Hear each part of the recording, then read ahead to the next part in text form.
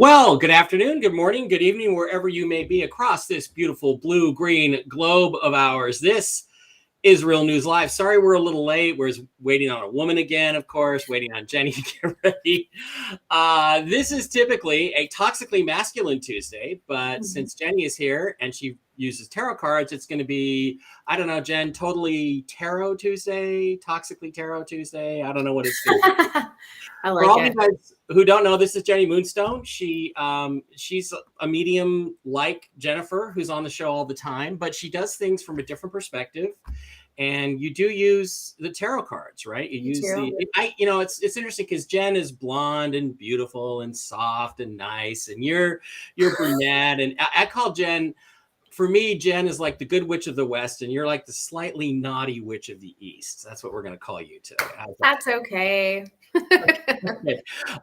So the first thing is, we've been using Jen to help us predict events, political events and things. Mostly it's been really interesting, and she has nailed things. I mean, she said, look, I did a meditation. Trump is going to land on the White House, or going to be on the White House lawn on November the 12th, where he's going to be, put back into the presidency in some official capacity. And damned if 5:40 in the afternoon, Marine One appears out of nowhere. There's no Secret Service. There's no snipers on the roof. None of the normal preparations. It lands on the north lawn of the White House, and somebody got out and something happened. So it's like really interesting stuff. So Jen does that from her own sorry, you're both Jens, from her own perspective, but you use the cards, you use the tarot. And first thing I want to know, I guess, before we get going is, the tarot cards, as I understand it, I wrote a little bit about them in a book called Ancient Aliens and Secret Societies I did in 2015.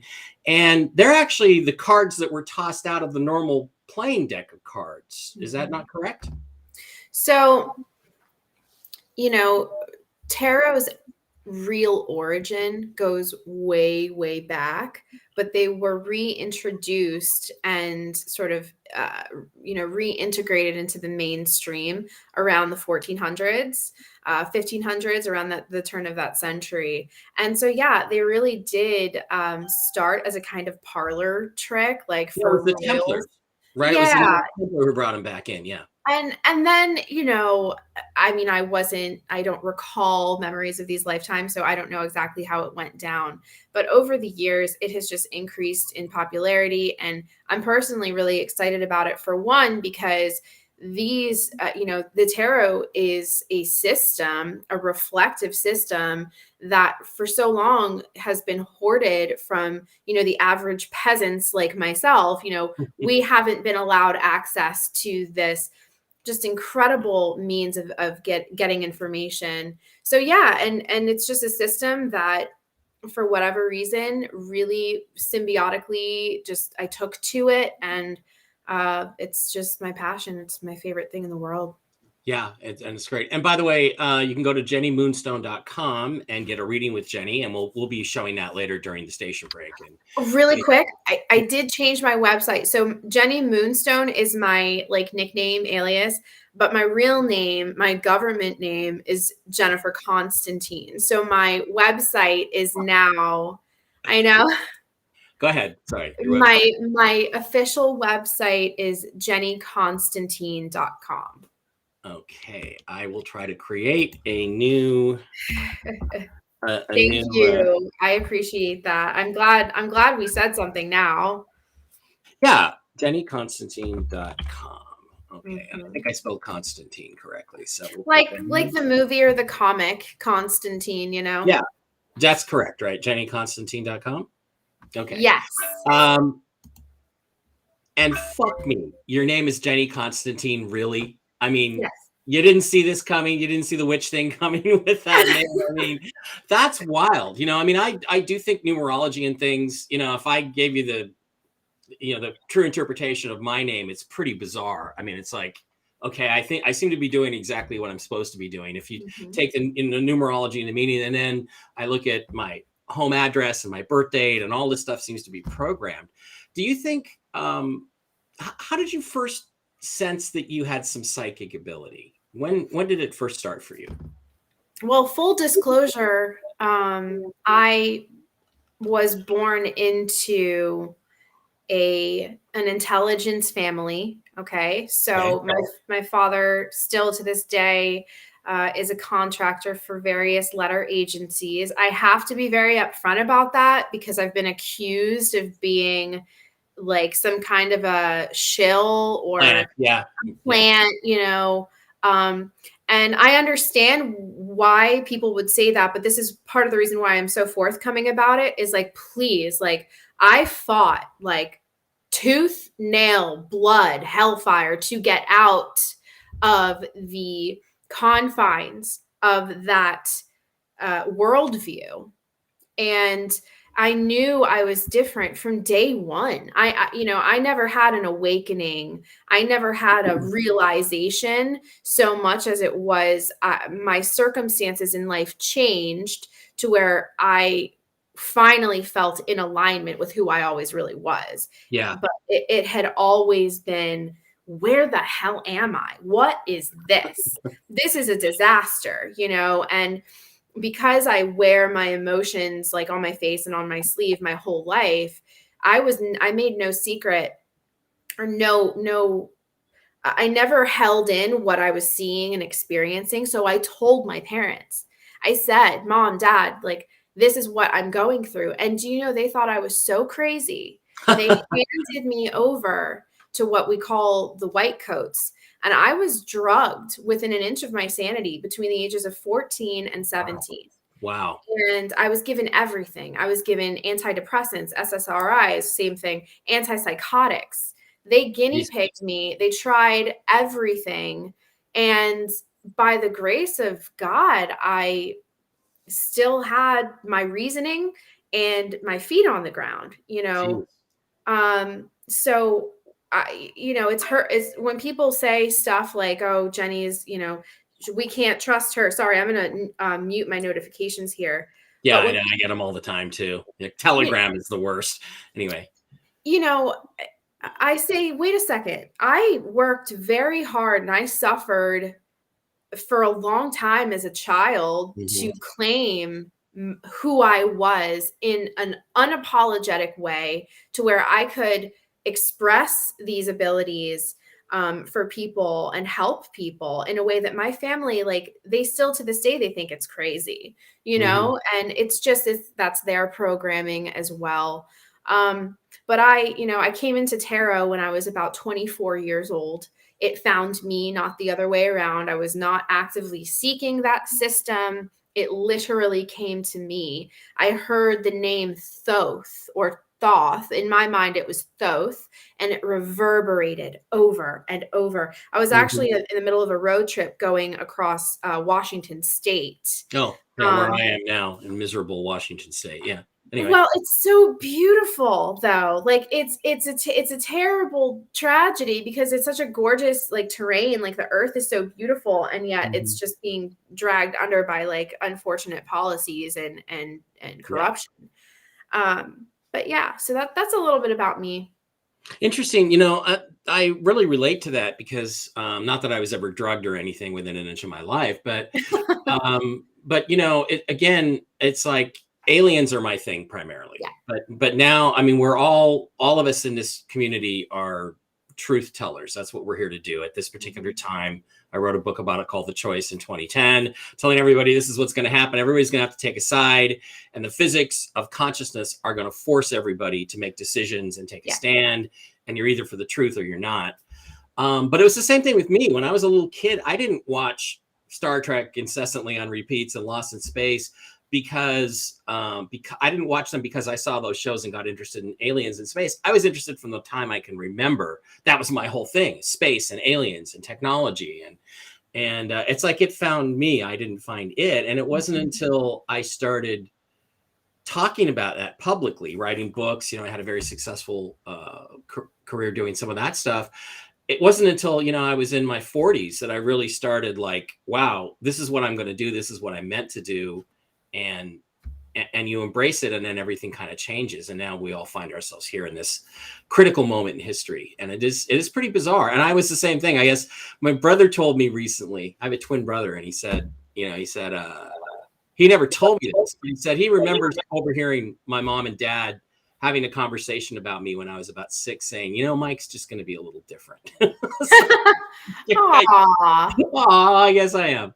I guess I'm different. Okay. So, I get the same thing. It's like, I have to explain my tattoos all the time. And it's like, no, I'm not a Freemason. That was a stripper in Vegas. And I woke up with it. And there's pictures of it getting done. So I can. And you say you weren't drugged within an inch of your life. Well, I don't know about that. It was champagne. Okay. It was alcohol. Okay. All right. Oh, champagne. So, yeah. My favorite. But you know what? It's like, it's not worth it unless it's $100 a bottle. That's because the sugar gives you such a hangover that you've got to have the good stuff. All right, guys. So what Jenny does primarily, where I found you, was Bix Weir's site, which is called roadtoruta.com. And I am going to recommend people. Bix is into silver, and I disagree with him about some of the financial stuff. I think he's got a blind spot on the reset in some areas, but he's dead on about other things. He's an expert in the silver market and cryptos, and he got me interested in cryptos. And I first saw you doing videos with him about that stuff. And you can find him on roadtoruta.com. And I guess, why don't you talk about what you have some cryptos that are your favorites. Now, we don't give financial advice on the show, and neither one of us are financial advisors, but do you want to talk about that? I mean, if you look at the crypto market here, let me do a quick screen share. If you look at the market, it kind of took a crap this week.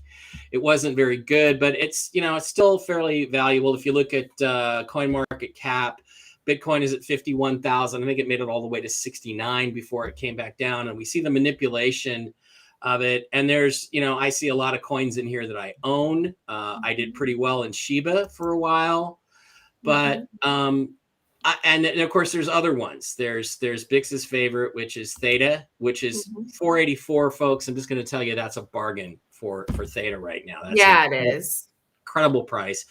And then you have a couple of other favorites. Why don't you, just tell us what you want to tell us about cryptos to start with? Sure. So first thing I'd like to say is that I never, ever took an interest of my own accord into anything financial, even remotely financial.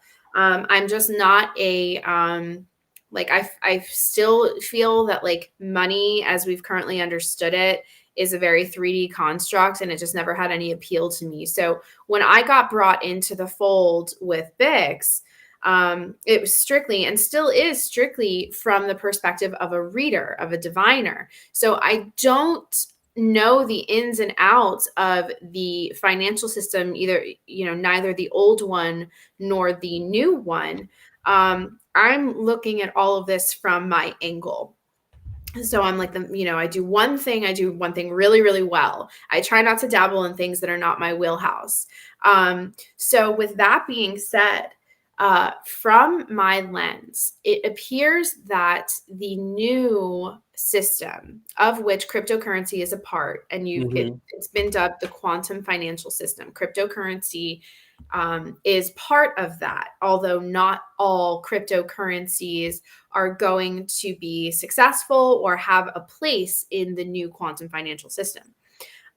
What I have managed to understand thus far is that certain coins, certain elements of the cryptocurrency ecosystem behave similarly to the way that elements do in creating a fundamental, a foundational structure for the greater ecosystem. So earth, water, air, fire, and ether, 5 elements, not just 4, 5. The etheric element, my understanding of it is it's where human consciousness, which is a variable, depending on how it's charged and where it's directed and what it's manifesting. But the 5th element, which is the ether, is the human element, and where the human consciousness is introduced into that ecosystem and really directs it and brings the whole thing together. So that is a wildly different view of the financial system in juxtaposition to the old financial system, which has nothing to do with human consciousness. It has everything to do with a vampiric concept, which is about taking, and there's no reciprocity at all. So a couple examples of what have been dubbed, Bix dubbed them the elemental coins. That was his word. Those are his words, not mine. As he kind of figured out what I was doing, and he's like, oh, she's putting together the elements. So hollow chain, also known as hollow hot, is the water element coin that I was able to come to an understanding of the way that system works. And then the fire elemental coin or utility was going to be theta. And it had this kind of facilitating quality to it, because and one of the things about theta that's really important is that it has an actual technology backing it, because it basically would take all of the unused bandwidth, excuse me, that your TVs and your computers are not using when you're not on them, and kind of put them into a system where everybody else can use them. So that's exactly what you're talking about. I'm looking for Holo Hot on here. I know it's down the list a bit, but you keep talking. Oh, here it is. Holo Hot. Okay. Yes. And for what it's worth, also, I don't want people to think that means that it is specifically these coins and it is specifically these coins, but not exclusively, because I do, right? I want to save as much room for new projects to come up. These are templates. I think people need to understand that the new financial system, where human consciousness and the human etheric element is a part of it, they can start designing these projects that work in such a symbiotic relationship with the rest of the ecosystem that they become very self-sustaining. They become something that, is not born or based on a system of lack, but one of community and community support. Not to be confused with communism.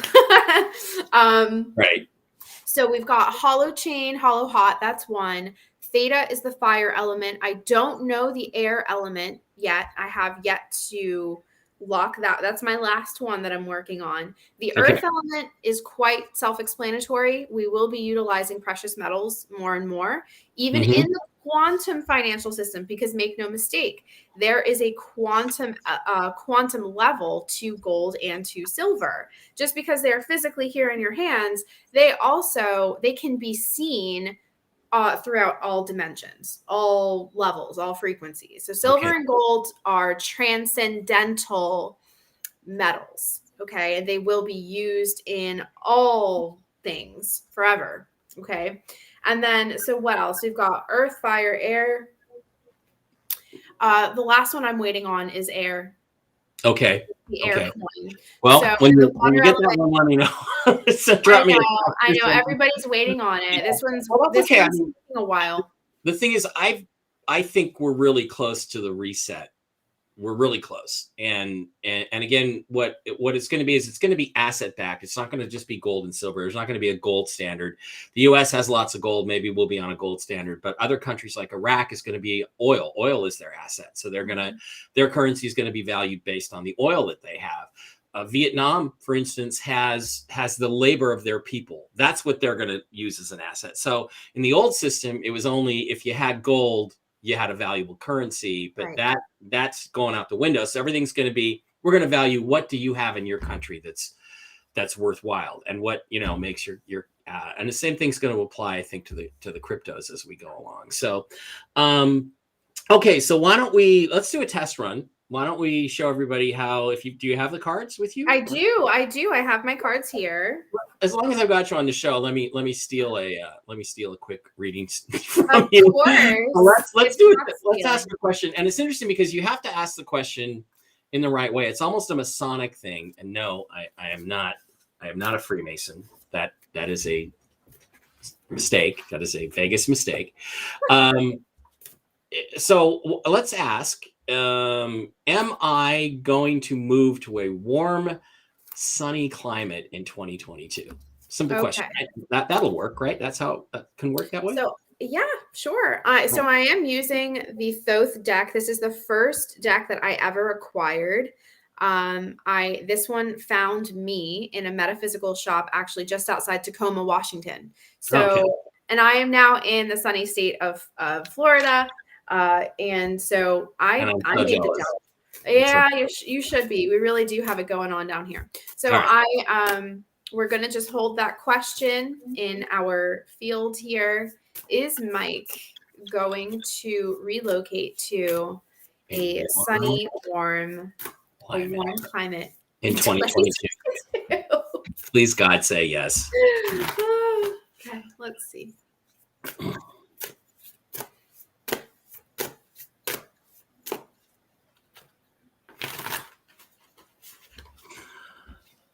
All right. Ooh. So I have the 9 of Pentacles. Okay. Okay. So the first card we draw is the strongest energy. Okay. And it has that overarching flavor to the rest of the card. So what the 9 of Pentacles tells me, it is typically a yes card. We're going to consider this a yes card, but the other cards here indicate that there are some open-ended issues here that seem to have influence on your decision. So overwhelmingly, like, this looks like you'll have the decision. Like, the 9 of Pentacles is the option. I'll have the option. Okay. You'll have the option to do it, but you've got the Prince of Cups and the Hanged Man. Both of these are Pisces energy. Okay. Double Pisces energy is a very watery, fluid energy. And in this case, like, the offer might be there. You may be offered, but it's very open-ended. So the option to do it is 100% there. Do you do it? We don't know yet. Interesting. Well, it's all about choices then, isn't it? Yes. Which is why I wrote a book called The Choice, folks, which Jenny has but has not read yet. So I know that. But you actually got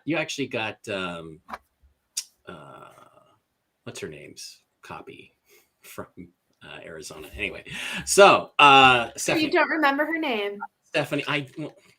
Look, I remember her name. V. Nico wants to know if you are a Libra. I am not. I have literally not a single Libra placement in my chart. Which is good for me. Because this is because of a Libra. Okay, I'm just going to tell you. Gosh, I'm an Aquarius. Here we go. So that's good. All right, so that's really interesting. So okay, the crypto market is down. Let's shift over to financial. So that's basically how it works, guys. And I have another friend who does tarot. I use her for predictions. Like, I go to her every 6 months. What's my next 6 months going to be like? I usually do a year. She usually does a year, but it's like, I think with what's going to happen in your life, it gets less accurate the farther you get away from the moment of the reading, just because everybody makes choices. Very, very true. So, okay, so let's look at the crypto markets in general. So are we going to see, usually a Bitcoin is the leader of the crypto market, but are we going to see in the next 3 months, is the crypto market going to bounce back and go up, or is it going to retreat? Okay. So we're going to do 3 cards for each month, because I imagine, it changes sometimes day to day, minute to minute. So we'll keep this month to month, 3 months out, and we're looking at the status of the crypto market. So far, you have a very kind, receptive chat here. So thank you guys for not being mean to me. I appreciate your openness and your hospitality. Well, I will boot them if they're mean to you. I don't let anybody be mean to my guests. So thank you. All right. Okay, guys. I'll defend you with my practice laser gun. Okay. So yikes. So it's the same weight as a real Glock 19, and I just use it to practice. So oh my gosh. I have a friend. I know you know a lot of guys. I know you are well acquainted with weaponry. You don't mess around with Jenny, guys, because she'll shoot you in the head. I have a couple friends that are big gun guys, and they've really taught me a lot in the last 5 or 10 years. And one of them, Steve Doran, who's been on the show. You guys know Steve. And you know Steve. You actually might have met Steve at the Arizona thing. I brought him. He was in Arizona. He's in Arizona. And yeah, I was really drunk. Yeah. Well, yeah. So was I. Oh my God, I got so drunk. Oh my God, thank God for Uber. Anyway, and he taught me, hey, when you shoot somebody, don't worry about, doing the James Bond thing. Just point it at them like you're stabbing them. Like if they're 20 feet away, pretend you're stabbing at them and the bullet will go right through them. And so I just use this thing to shoot around the house. And it is true. That technique does work. So anyway. What was the question we were asking? So we're trying to gauge the performance of the crypto market over the course of the next 3 months. Okay. So we're going to consider December as well, because we're just in the beginning of December. So for December, we have the Knight of Pentacles, which is the slowest moving energy in the deck. Okay. So everybody just based off of this energy, this is the energy of the crypto space for December.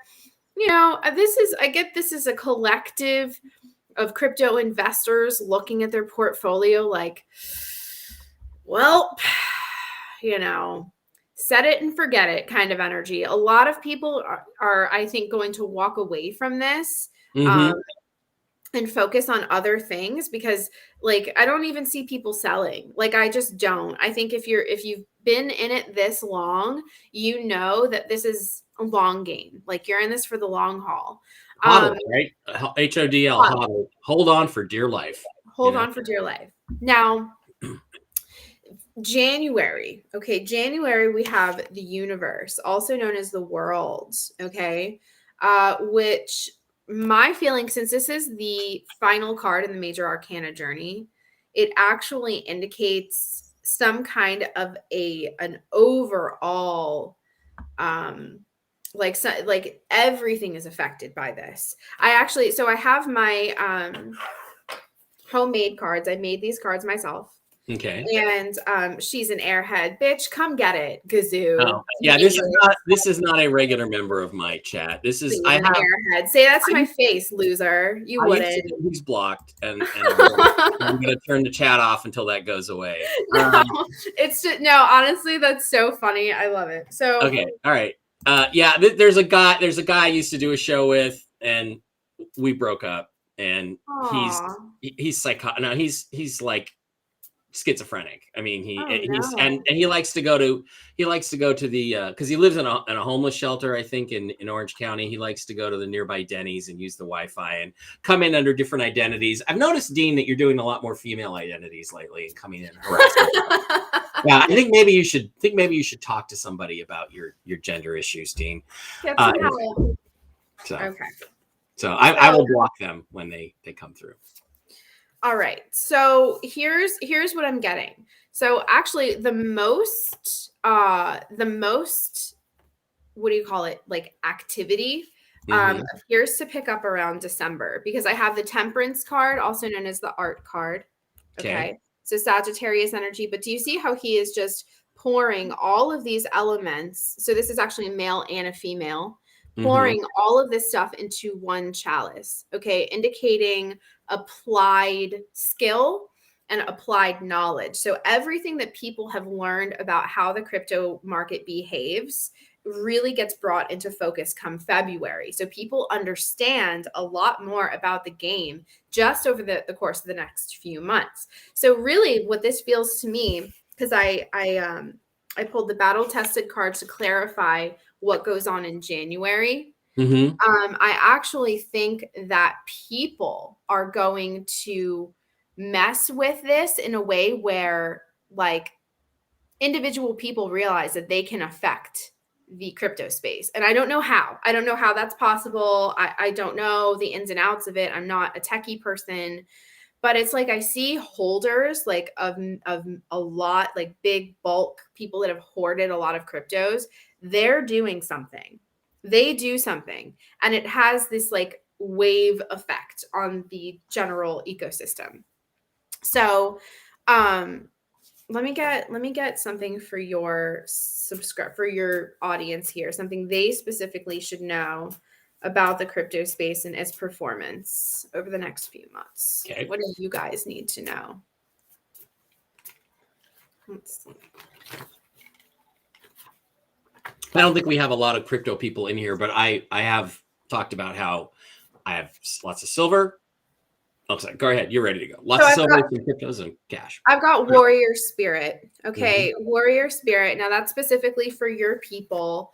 I really get the sense that with cryptos, this is the kind of money that if you fight for it, if you know how to acquire it, and then you know, sort of do what is necessary to retain it, you're going to be in a good position. It just comes down to patience, and not everybody has, the capital or the patience or the time or the energy to wait for the crypto space to just take off. So that's why, like, silver people, the property holders, they're kind of in a different group right now, and they're not too worried about the crypto space. They're just watching.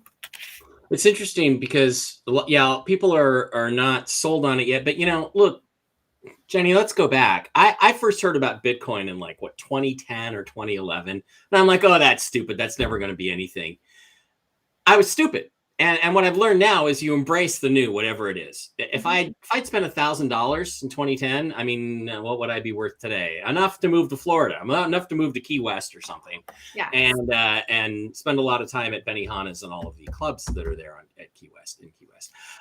Or be in Vegas, where I'd like to be, or any number of other places. So it's again, guys, I think it's a new asset class, and the future, you're going to have silver. You're going to have fiat currency. There is going to be paper currency, although it's going to be asset backed, and I think there's going to be cryptos. And so, everybody's got to be. So the message is: be patient, hang on, keep fighting, don't quit, don't give up. Right? Don't give up on this. This is a long-term, far-reaching solution to a system that has fallen apart. It's falling apart in front of our eyes. And, like everything, it wasn't overnight for this whole system to be put up. So, right. This is going to require hands on deck, diamond hands. So, just there's nothing here that's like, back out of it, run for your lives or anything like that. Silly. Okay. So we don't see any major fluctuations in the next couple months then, I guess, right? So I want to pull a card specifically for that. Let's just take a look at its volatility, if it's going to make any crazy jumps or what. While she's thinking about that, Dave K, what's to keep the new quantum internet from zeroing out crypto, since it's not tangible, but a collection of ones and zeros? So, like I said, some of them are tangible. They do have technology backing them up. So that's not entirely true. I think we're going to get a weeding out, though, of a lot of the coins, I suspect. Death, the Hanged Man, and the Queen of Cups. So, I mean, honestly, this looks like a resurrection, okay? Like a being brought back from the dead. Death and the Hanged Man. So I do expect some volatility. I expect it to probably stay down for a while, and then it will, the very rising from the ashes, very Phoenix-esque type of symbolism here. But we're used to that. Crypto is going to claim its space in a way that Bitcoin did.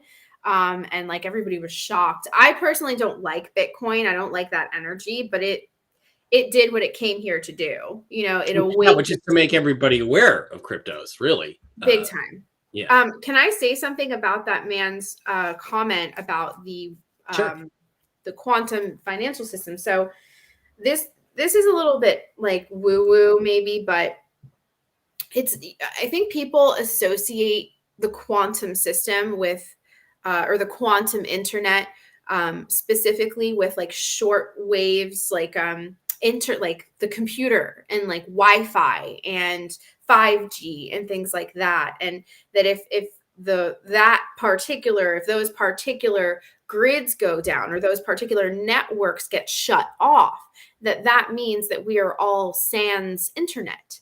That's not the case. I happen to believe that there is a perfectly sustainable, naturally occurring internet that operates in the same way that we breathe, and we don't have to think about breathing. The atmosphere has structures in it that we don't see. They're invisible to us, but they are there. And if properly, like, what's the word I'm looking for? There's a phenomenon called Teslaphoresis or Teslaphoresis, however you want to say it. Mhm. And in the vicinity of a Tesla device, they switch it on. Okay. There are carbon nanotubes that create strings of carbon. They self-assemble in the presence of a switched on Tesla device, Tesla coil. And so what this does is this activates these fibers that exist in the atmosphere that are essentially highways, pathways that on which you can transmit whatever you really want, right? So Okay. I think that we are living through the resurrection of a network, a true internet, an earth-based internet that is completely sustainable. It never shuts off. You can't shut it off. That's like saying you're going to shut off the sun and the moon. You Okay. can't do that. So that's what I'm thinking. I know that sounds wild, but it's just something I feel very strongly. Well, not too wild for this show. I'll tell you that. Not Okay. too wild for this show. We have some people here who have intel sources. I mean, I have a few. I know some other people that have some. And one of them is that there is a 6G military internet, which is already in place. Starlink is associated with that. That's what, can't remember if it's Project Odin or Project Star or something. Not Starlink, but that's all ready to go. And it will be not only that, but it will be a pure internet in the sense that all the dark shit that's on the current internet will not be allowed to transfer to the new internet because of its higher frequency that it's vibrating at. And that so this is okay, because I need you to understand. I want everybody to hear this. Like, I thought I was fucking crazy. And now you're telling me that this is something that you guys have already been talking about. It's been talked about, yeah, as the replacement. And when the shift happens, which is hopefully going to be soon, the old one, oh, there's a nice comment. She is smart and beautiful. Thank you, Liberty Justice. I appreciate when the shift happens, it's going to be seamless. And it's going to, we might have the 10 days of darkness or the 3 days of darkness where they take away the internet for a while. But when it comes back, it's going to be the new internet. And, it's even interesting in the film Blade Runner 2049. I don't know if you ever watched any of those movies, the Blade Runner movies. They're very slow paced, but very intelligent. There's an event, this is from 2019, where they talk about, the blackout, the 10 days of darkness. They talk about it then. So everybody knows this is coming. And yeah, there is actually reports of the technology being having already been created, everything being in place, and they're just waiting for, hopefully, President Trump to say, okay, it's time. My fingers don't snap. So, yes, you're not crazy. If you ever feel crazy, come here and watch this show, and you won't feel crazy anymore. Well, thank you. I appreciate that. What about Suzanne Esch? What about porn on the quantum internet asking for a friend?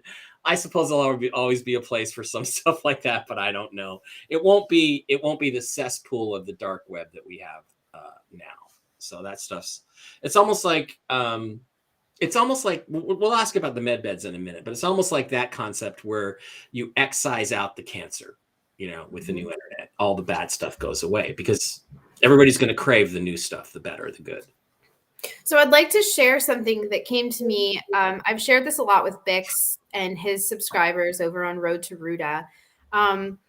So remember, I have virtually no previous inclination to study the financial system. Right.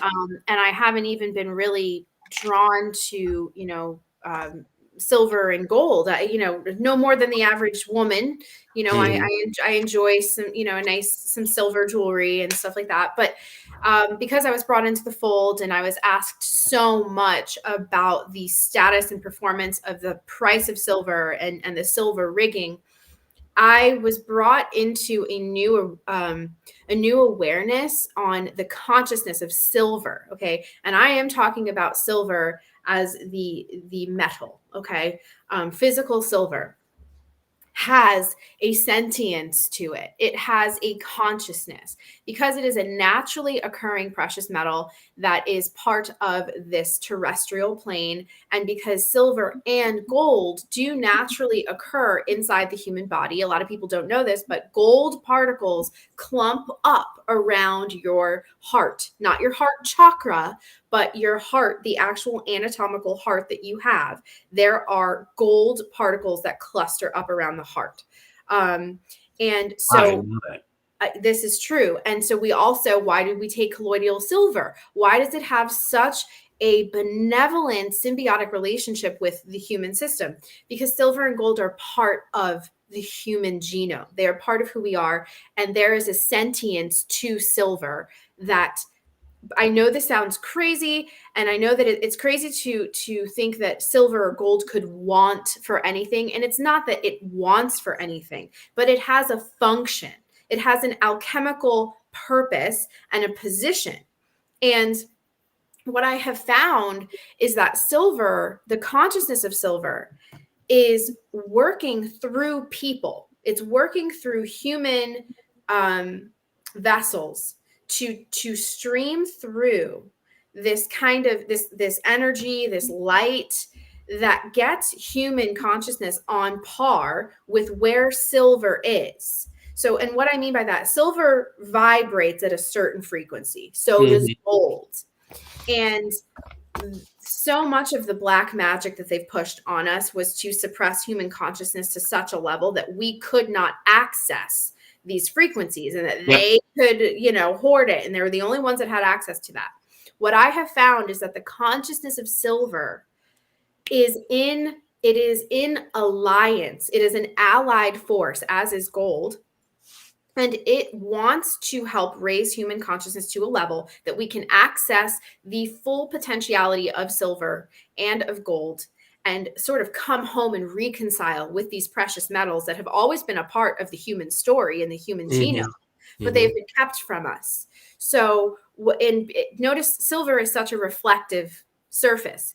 By nature, it has this reflective quality, a transcendental quality. People often talk about the silver cord that tethers the soul to the physical body. This is not metaphor. That is literal. There are literal silver and gold strands that connect us to the etheric. And what I have found is that this is in line with how do people host. How can you create a device that gauges somebody's frequency level in the new quantum internet so that they are not allowed to host porn? Well, better get your porn off your phones, guys. So I theorize that the new system is set up in such a way that you can't lie, because silver is such a reflective surface that you can't pretend. You can't accidentally get slipped into the wrong silo here, because silver, you can't lie to a mirror. You cannot lie to a reflective surface. It simply doesn't work. It's a kind of metal detector. So that's what I have to say. And one more thing about that. I don't know if you have anything that we can't talk about on here, but if you were to look at human consciousness as a band width, if you will, of where the general level of the consensus is like the average where we're standing, the human trafficking, the child torture, the terrible, unimaginable, unthinkable things that they're doing to the most innocent, most vulnerable. What that does is that drags human consciousness down, way past any level that even large groups of people, we can't even fight to bring that GPA up, that grade point average. Remember in school, got A, 0, A. That 10% drags the average of the general GPA down so far. There's nothing you can do. So that 0% was the cabal torturing these kids, dragging the grade point average of the collective consciousness so far down. We cannot expect silver the price of silver, the potentiality of silver to reflect a consciousness level that is dragged so far down. So when people are like, Jenny, when is the price of silver going to reach 1,000 or 2,500? I'm like, as soon as you people get off your asses and do something about these tragedies and claim that for yourself. And some people are like, oh, that's sad. That means it's never going to happen. Our enemies are too powerful. Damn that. Fuck that. I don't believe that. Not. They're I don't not. believe that. They're only powerful because we've allowed them to be powerful by ignoring what's the truth, And I mean, there's a lot of people out there that don't want to believe that this stuff is all going on, but we all of us that are awake and aware know it's going on. So you're saying that the silver price can't go up because it's connected to our own consciousness. And as long as our consciousness stays in this restricted, occulted age of Pisces, where everything's held down, that it's only going to reach a certain point. But 12th house energy, once we move into Aquarius, and everything is revealed, again, as I wrote in the choice, the word apocalypse does not mean catastrophe, calamity, disaster. It means to lift the veil. What we're seeing is the veil being lifted on all this truth. And that's what's causing all of the turmoil, because a lot of people don't want to handle it. They can't handle it. So, but they're getting it shoved in their faces. And that's what this is all about. So then as the consciousness lifts, as events start to take place, then silver will start going up and become more valuable. And gold, of course, monotonic gold has value as a healing aspects for the human body. So these things are precious for a reason. It's always like, well, why do these things have value? Because they do stuff for us. With gold, it's our bodies. With silver, it's our consciousness. It seems like. At least I think that's. Did I rephrase what you're saying properly or no? You did. That was wonderful. That was perfect. And seldom do people get it on the first. But you're certainly not a rookie. Do you know what I mean? I'm Mike fucking Barra. Okay, so I get it. You're Mike fucking Barra. Yeah, I mean, and it really is. I know it sounds a little bit woo woo and complex, but at the end of the day, silver is a reflective surface. If we want it to reflect its potential. You can't have a mirror without silver. You got two mirrors behind you, right? Silver is what's making that reflective. So yeah, that's it. Absolutely. That is really cool. Okay, so did you finish with what you wanted to say? I've got it. Yeah. Okay, good. Yes, I'm aware of Atlantic Storm Bera. It's spelled Barra, but it's hitting England, I think, as we speak. And I'm just going to tell all my English friends out there, Adam Greaves, Tropical Storm Bera is going to take your women, piss in your beer, and absolutely dominate England. And Manchester City is going to win the Premier League in England, because I am a fan of Manchester City. Therefore, that's what's going to happen. All right. There's this, I want to say tropical storm, but it's not. It's up in the Atlantic. Tropical or Storm Bera is hitting. That was really funny. I got a storm. I am the storm. I guess I'm one of the few people who can actually say I am the storm and get away with it, right? There you go. Okay, so I want to ask you some other questions about geopolitics and stuff, and let's see what the cards say about them, okay? First thing, there are rumors out there. Well, this is not geopolitics, but first thing out there is that there are rumors of this med bed technology. And I think that there are different levels of this. There's actually a quantum electrical bed thing that's already built, which is basically just a frequency setter thing. It costs $37,000. People are using, but they seem to be getting good results. So that, I think, is a kind of med bed, but it's not the med bed technology we're talking about. So what I want to ask the cards is the med bed technology that we're hearing about thing? And then I guess another question is, are we going to get it in 2022? I think the answer to that is yes, but let's ask that question and see what's going on with the med beds, the medical technology. So I have a jumper. So I have the Hermit. Okay. So this is Virgo energy. Okay. It has a lot to do with hidden things. Okay. Secret things, internalization.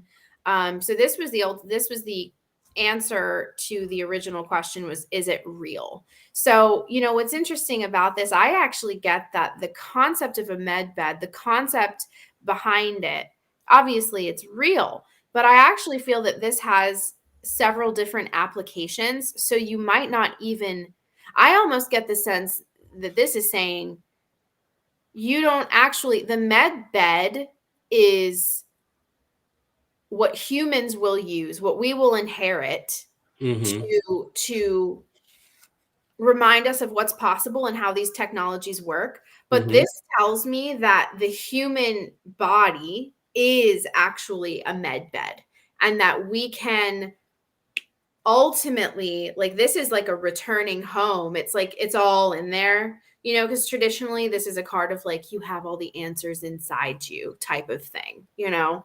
So as new age as it sounds, that's what I'm getting here, is that the med bed is just one expression of essentially the body working in a symbiotic relationship with the fabric to heal itself.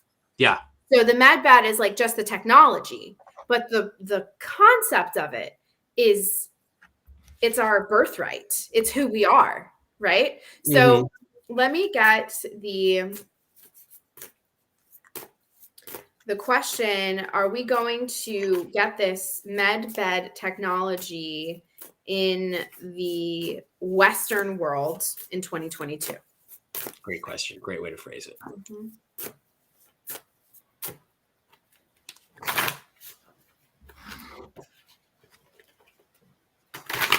Oh my gosh, jumpers. All right, so I have one jumper, and I'm going to grab that in a second. All right, so I have the 10 of Pentacles and the Devil. So the answer to this is yes, but at a price. So meaning, okay, because here's the Devil and here's the 10 of Pentacles. So the answer is yes, but at a price. This will likely, in the beginning, when it's introduced, will only be available to the ones that can afford it. And also with the Devil, the ones that like, there's like, I'm getting that there's like a wait list, and it's people that have already agreed, like they already have a contract. Do you know what I mean? Yeah. But that being said, I know that the concept of the med bed and those healing technologies, that is fundamentally open source information.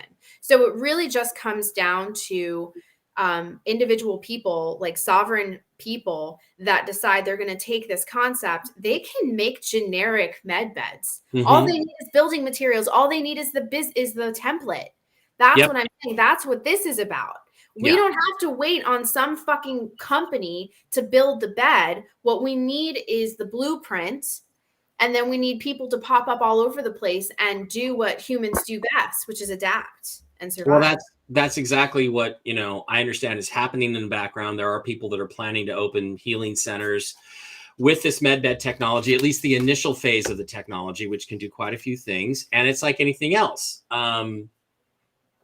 When color TV first came out, only people with a lot of money could afford color TV. No.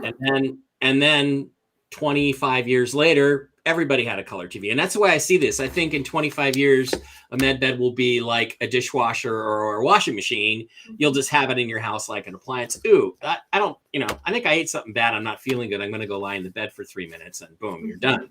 So yeah, and that makes sense in that concept. And that is a dark concept in the way that why should it be that people who have money are the ones who get to go first? That's to me, that's like not a fair concept. It should be based on need. I know that there are people working to do a need-based thing, the people who need it the most. Like I got a few issues. I could use a run in the med bed. I'd like to get my gallbladder back, but I'm not in crisis. Other people have bigger issues that can go first. So it kind of fits pretty much with what I've already heard on that one. So anything else you want to add to it? Or well, that's what I can do is pull from my homemade deck here what your people here want to hear or need to hear, not what they want to hear, what they need to hear about the medbed technology and its possible integration in 2022.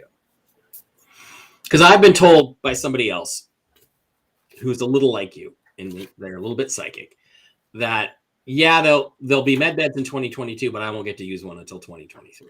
So. Do you know that doesn't surprise me at all? Ooh, look, angelic intervention. There we go. Angelic intervention, lots of potential. and student disciple. So there are going to be, angelic intervention, lots of potential. When I get angelic intervention, when I channeled these cards, my homemade deck, each message is multifaceted, just like in the tarot. There's many different applications to one message. This, to me, with the student disciple angelic intervention combo, and then lots of potential, I know that this is the angelic realms working through people, higher realms working through people, and any kind of off-planet allies that we have. Now that's your wheelhouse. I don't mess with ETs. I don't. General Patton is my guy. I have my, my higher self, and then I have like my little team that I work with. I love it. Trump, every so often, Trump plays that Patton speech from the film. Patton. Well, because that's his biological daddy. Yeah. Well, I mean, you look at them and they look a lot alike. Are you serious? You think that? Yes, Patton I do. I know that's wild. I know it is. And I don't have evidence to prove it. I can't prove it. But I believe with my bone, there was no good reason why the spirit of General George S. Patton came to me years ago and said, "You're mine, kiddo. We're in this together for a while." And I was like, okay. And then recently I learned that, and I was like, duh. Well, actually, you look at their pictures, their faces, and they're very, very similar. And Trump does not look very much like, for instance, his uncle John, who he's named after, who of course, by the way, looks exactly like Julian Assange at the same age, and was the guy who took all of Tesla's papers and read through all of them, and when he passed away, and classified them for Dr. Vannevar Bush, who was a Freemason who worked for Roosevelt. I got it. I may as well exploit it, even though I need to lift a little more. But it's funny. It's pretty amazing. I also think the historical comp for Trump is Julius Caesar, actually, and not that he's related to Caesar, but he's fighting the same fight that Caesar was fighting, which is that the Roman Republic had become incredibly corrupt, and he tried to unify things under him. And it's just, you don't seem like you're comfortable with that statement. So, but that's just my it's weird that you would say it, because so my birthday is March 15th, the Ides of March. Oh, fuck, really? Wow. Yeah. That's cool. Okay. Yes. And General Patton has made, because General Patton had what we would consider, I wouldn't say full recall, but a wider bandwidth of understanding and recall of the concept of reincarnation. Oh, yeah. And he did place himself in the time of Julius Caesar. And so you have to understand, I was a scheduled C-section on March 15th, 1989, in the middle of Operation Just Cause on a military base on the Panama, in Panama. So like, there are connections here that I don't currently understand. I just kind of listen and go with them, and I'm like, oh, okay, that's interesting. But I do believe that President Donald J. Trump, number 45, is the biological son of General George S. Patton, who died in 1945. It was assassinated. I believe that they are related. I believe that the truth of that will be made known. Wow. Okay. I do. Well, and there is that connection to Caesar. You've seen the film Patton, I'm going to assume, right? You've seen the movie. Okay. And there is the scene where he says, no, the battlefield's over here. And he makes oh, sir, the battle was over there. He's like, no, it's over here. And he gets there and he realizes it was a battle in Roman times, Carthaginians and the Romans, 3 Roman legions and this whole thing. So he was a firm believer in reincarnation. So he was connected to those things. And there's a HBO series. Through a Glass and Darkly. Through a Glass and Darkly, a wonderful poem written by General Patton. I'll have to. Through a Glass and Darkly. I didn't realize he was the author of that. I'll have to go read that again. That's just a poem. I know that there are stories and books now, but that was a that was a poem. Through a Glass and Darkly, as if through a glass and darkly. So, and then there was a HBO show called Rome in 2007, 2008, something like that, and it opens and it talks about Caesar versus Pompey, who was his primary rival. And it talks about, Caesar, although he was of noble blood himself, Caesar stood with the common people. And a man like that with wealth and power, and wealth, military power, and the love of the people might make himself king. And that is why the Roman Republic wanted to destroy Caesar. And I thought to myself, if that isn't a description of Donald Trump, I don't know what is. And everything goes in cycles. I Mhm. genuinely believe that humans are subject to their entire nature is cyclic, and we are at a point in the timeline where we can either use that information to our overall benefit and to benefit those that come after us, or we can act like freaking idiots and pretend like we haven't learned a thing or two. Yeah. Yeah. Well, we are all here to make this choice at this time and move into a new world with better governments and structures and hierarchies and medical systems. And I mean, imagine medbed technology is real. Imagine everybody having access to it. Yeah. And there's these stories about how you can age yourself back 30 years. Well, okay, I would love to be that age again, and you can do that 2 times or 3, so you can live to be 200 years. And really, if you look at the Bible, humans used to live to be 800 or 900 years.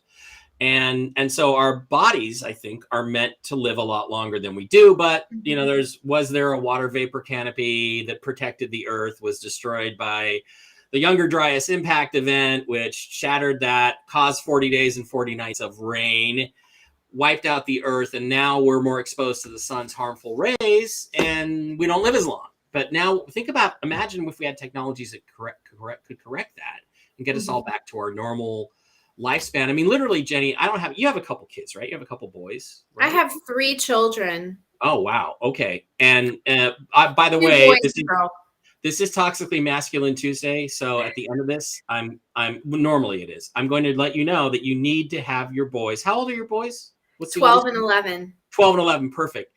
They need to watch Rocky IV. Okay. You can either watch the new Sylvester Stallone did a director's cut called Rocky versus Drago, or you can let them watch the original. At their age, the original might be more appealing to them, but it's from 1985. But there is so much in there about being a man, about masculinity, about taking responsibility. Trust me, show your boys. I will. Either Rocky versus Drago or Rocky IV. Rocky IV is a little more action. They're both great movies, but either one, make them watch it because it will show them a lot about how to be a man. I don't know how we got on that subject, but think about this. Okay, so I don't have any kids, and I went through my adult life, didn't have any kids. I raised a stepson for a while, and he ended up being a pot smoking loser, but that's not because of me. But think about this: if you could do that, I could go back to an earlier age where I'm healthy and happy.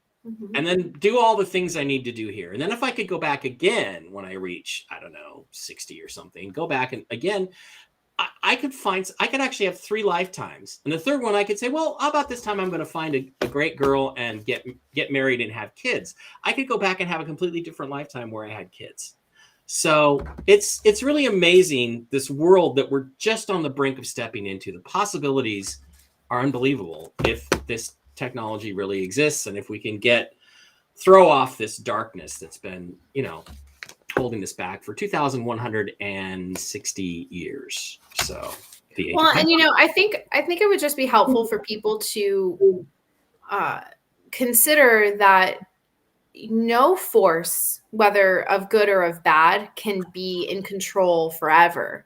Right. And so these transitions of power have taken place over the course of human history and beyond. So people are kind of very limited by the idea that we're not a match for these forces of evil. And I just tell them, we're not alone. We're not alone for ultimate evil. There must exist ultimate good, because that's just the nature of duality. This is a fundamental principle. Yeah, I don't think everybody's like good always triumphs over evil. Well, tell that to the people that got massacred in World War II, right? In the concentration camps. That's not true. I don't think God cares about that. I think God cares about balance. I think balance is what the universe is really all about. And it's time for the good to come through and show us the way. And of course, growth is important. But it's the same thing I tell people about aliens. All right. Everybody's like, oh, why don't they just come in and take over? I'll tell you why. Because they can't. Because they're not strong enough. All right. We're not on their planet trying to get something from them.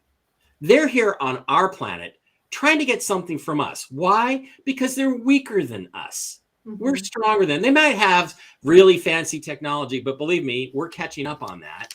And they're here because they're weaker than us and they need something from us. We don't need anything from them. We're not there on their planet sticking stuff up their rear ends and trying to figure out who they are and all this stuff. We don't care about them. We don't need them. And any resources that they could get are abundant in the universe. So they're not here for resources. They're not here for our water. They're here for us.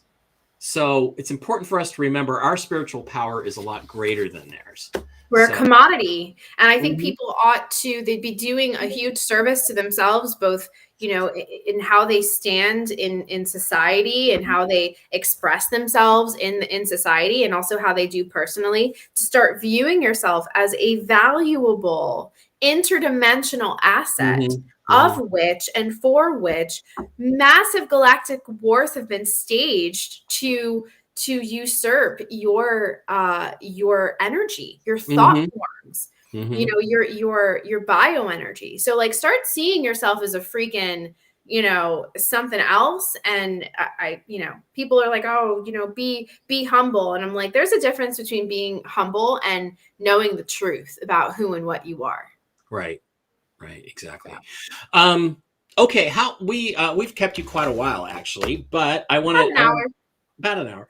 I want to get just a couple of questions in. We'll throw the cards on them before we let you go on with your day. And I appreciate you taking time out from your day to be with us. It's been great. My pleasure. Okay. We all know Donald Trump is the real president. We all know that he won. My information is that really we're in an interregnum, which is a part where nobody really knows who the king is. Okay. We know, but the world doesn't know because we have this fake guy running around pretending to be president. Trump is going to come back at some point, and it's not 2024, but I guess I just want to say, okay, I would like to know when Trump is going to be publicly recognized as the president. Is it December? I'm hearing December. It's this month. I'm hearing January. I'm hearing February. Is there a way I'm trying to think of how we ask this question. Is Trump going to be publicly recognized as president by the end of this year? By the end of this year. Okay. In our time frame of reference, 2021. Let's ask that. Okay. Will he be publicly recognized as the president? And if not, then we can ask January, February 2022. I wanted to say too earlier, you've made several references to the 10 days of darkness. I happen to believe that the 10 days of darkness, we are in the middle of it right now. This period of the lost in the woods, the children that are lost in the woods. Now, if our lives are stories and they're cyclic, this is the part of the story where, the children are lost in the deep, dark woods. They think that all hope is lost. They have no clear view of much anything except for the night sky. And everybody is then they're relying on their intuitive abilities, their innate senses of this and that and direction. That's why we're seeing people choose the vaccine or not choose the vaccine, because this is the part where they are utilizing their inherent tools, their inherent lens. So in that sense, it's a perfect sorting mechanism. As I wrote in this awesome book, The Choice, which Stephanie gave you her copy of that you haven't read yet. What's happening is that in the occult age of Pisces, we've been told that the only knowledge that matters is what we know intellectually, right? It's our intellect. But what we've forgotten is to also trust our intuitive knowledge as well. But as we come out of this obscuration, as the cloud lifts, that's going to get stronger and stronger. And people are going to act more on what they know intuitively rather than what they see with their eyes and measure and all that stuff. So academia is a spell anyways. Yeah. So, okay. Couple of things. So to answer your initial question, now remember, you guys, I, as a reader, have had to learn to completely differentiate between what I want to be true and then what the cards are telling me, and then I have to interpret what the cards are telling me. So the two cards that I pulled for your initial question, will Trump return in a public way in December of this year? I have the 10 of Pentacles which is a yes card. Okay. And then I have the Hermit, which we saw this card earlier, and it is also a yes card. However, I hesitate to tell people that that's what's going to happen because I think that, the tarot is looking at things. The tarot will reflect things from a more esoteric, like less than just 3D. It's like multifaceted. I think what this really speaks to is a definitive acceptance of Trump's position within a very significant portion of the population. So something will be revealed in the month of December. 10 of Pentacles is a very tangible card. Does not speak to anything that's in the ether, something you can't see. This speaks to something very tangible in front of you that you can reach out and touch. But when it's in tandem with the Hermit, this is about being 100% certain of something. Like you're so sold on it, 1,000,000%, nobody can tell you otherwise. So, do I want him to come out and be like, yes. But I can't confidently say that because I don't, how it is. It's a big claim. It's a big claim. I've been in this business long enough. It's a miracle. The financial reset is kind of a miracle, if we really go there. And Trump coming back, it's kind of a miracle. So we're talking about things that would be amongst the most extraordinary events in human history. Right. It would be. So it's hard to say yes. I also think maybe when you say that, I kind of get a flash. You can tell me if I'm right or wrong, that maybe it's like, yeah, but it's not like we're going to get everything the first day. They're not going to tell us, oh yeah, Alec Baldwin's pedophile. Bill Maher is Hugh Hefner's illegitimate son, bastard son, and he's a pedophile. Oh yeah. Look at, yeah. 1,000,000%. Just as you say it, I'm like, oh yeah. Oh yeah. Yeah. I mean, there's pictures of them side by side.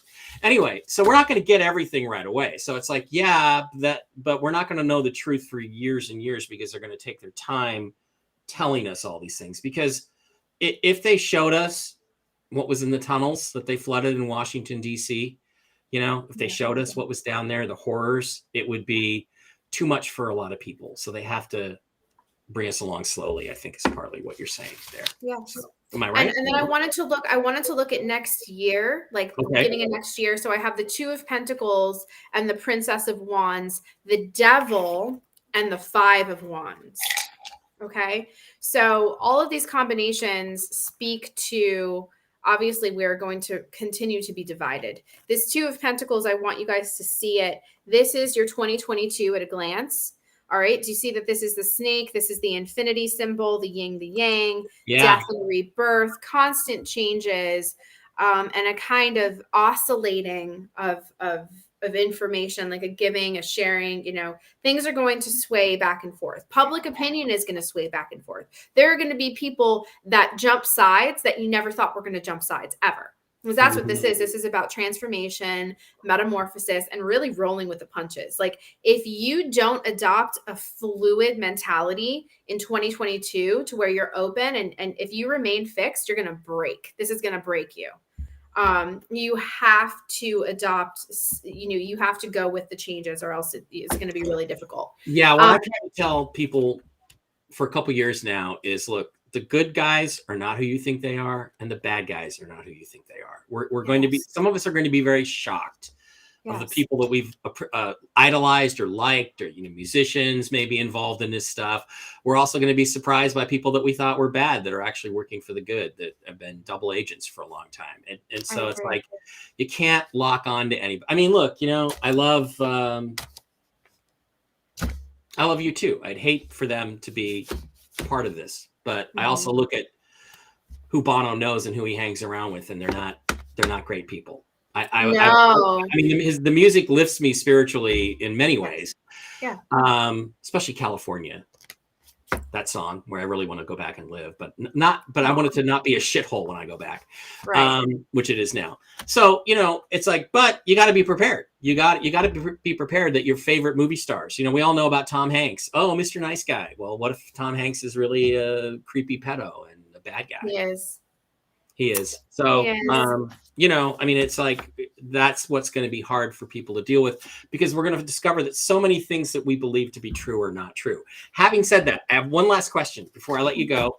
Sure. And I want to ask you, okay, there's a lot of flat earthers out there. Yes. And I think it's ridiculous. I've looked through telescopes and I've seen spherical planets. Let's just ask, is the Earth flat or is it round? How can we ask that in a way that can be a yes or no for the tarots? Let's just ask, is the Earth flat? Okay. Is that right? Or is the Earth a sphere? Whoops, card came out. So we have a jumper. Yeah. And it's funny because it's the Prince of Wands, which is, it's so funny because it's a very, it's an exploratory energy in the sense that it is the journey of the individual and the collective of humans. Like, it's more about the journey of getting the answer that is going to give us exactly what we need, because it doesn't actually fucking matter if it's flat or if it's spherical or something in between. If you're asking me what I think it's shaped like, I actually, in my mind's eye, I've seen it configured as more of a honeycomb shape than like, yeah, and it is spherical, but that's just on the 3D expression of a planetary system is spherical. That's awesome, because you know what? It's everything in that book, The Choice, that I gave you. I talk about the geometry, the underlying geometry of the ether, which is, again, geometric. So a sphere is just an extremely complex series of geometric code, right? It's the most complex. So it's like a dodecahedron and tetrahedral geometry have a lot to do with energy well-ups and things like that, like Hawaii, the Mauna Kea volcano, 19.5 degrees south, all connected to circumscribed tetrahedral geometry, blah, blah, blah. That's interesting. Okay. So, and really, like, I'm not getting tarot is messing with me now. Because what I'm getting is that depending on who you are, I know this is going to sound weird, but depending on who you are, the shape will appear different. Oh, yeah. Yeah. Okay. So, but like, again, if you're asking me what I think it is, which I know you're not, we're asking the cards, but I've seen it in the 3D map out, like the 3D realm, which is this frequency that we're tuned into here, carbon based. It is spherical. It does find itself as a spherical form. But when you tune the dial a little bit to the left or to the right and you're somewhere else, it really is configured more like a bunch of different compartments. Okay. And then those things are separated by what would, the closest thing I could describe is like cell walls. Okay. It's just like cells. So we've got the Princess of Wands, which tells me that the journey to the answer is what's more important than the actual answer, because this is about consciousness. It's actually about consciousness.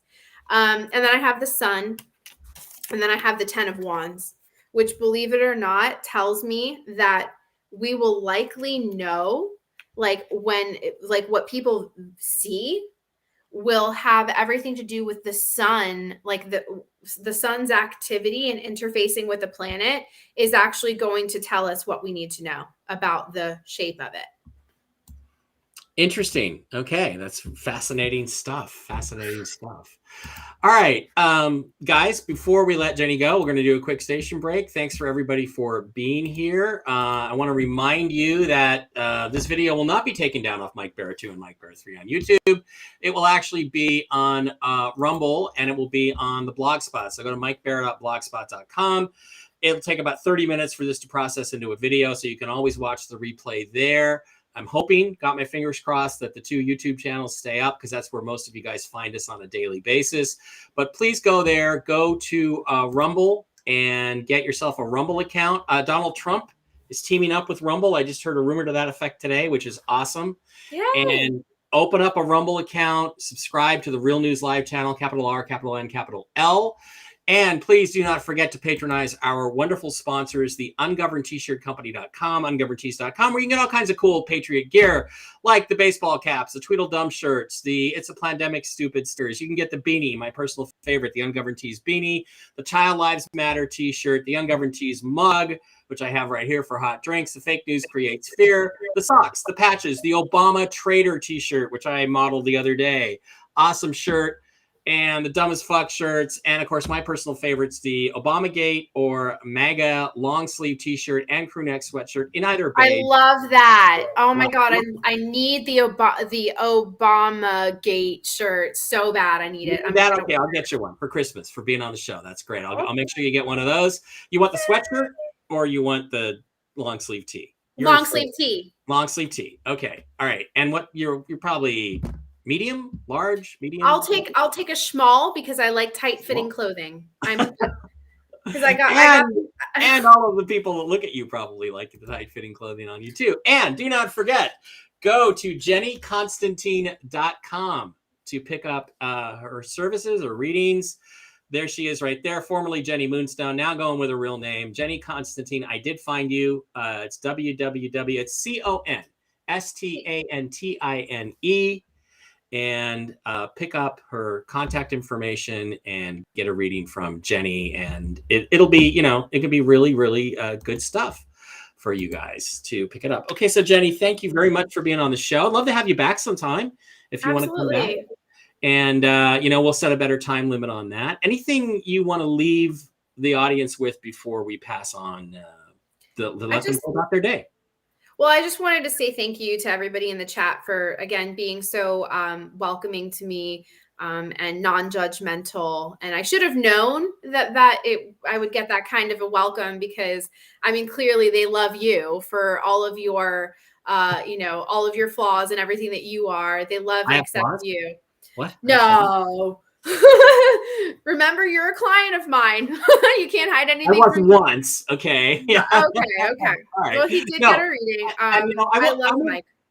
I'm going to say this about you. I did do a session with Jenny. Gosh, wait, before May. It was like back in April or March or something. Now. Yeah. And I will tell you that the whole reading was great, but there was one piece of information that you gave me that I've hung on to that's been so important for my mental attitude and having a better attitude this year. And so I'm just going to tell you, if you go, Jennifer's wonderful. Jennifer Falah's wonderful. Jenny's wonderful in her own way. You got me, you said it in a way that resonated with me, the message, and it's helped me a lot. And I've thought about it a lot frequently. So it was very valuable to have that. Thank you, Mike. That means a lot. All right. Okay, guys, that's going to do it for Toxically Masculine Tuesday. Do not forget to have your boys watch either Rocky IV or Rocky versus Drago. Oh, yeah. Awesome. Let me know you did that. All right. You're not going to do it, but it's a great movie. They're into that stuff anyways. Manhood, about how to be a man. And I know they probably get those lessons all the time from their mom. But all right, guys, thanks very much. We'll be back tomorrow with Tell the Truth Wednesday. Jen will be back then, Jennifer Falah. And thank you guys for being here. Have a great Wednesday, and we will see you again tomorrow, unless they take the internet down today, which is what some rumors are saying. The internet gets taken down, but we already know there's an organic, real internet out there that's going to replace it. So thanks. Bye.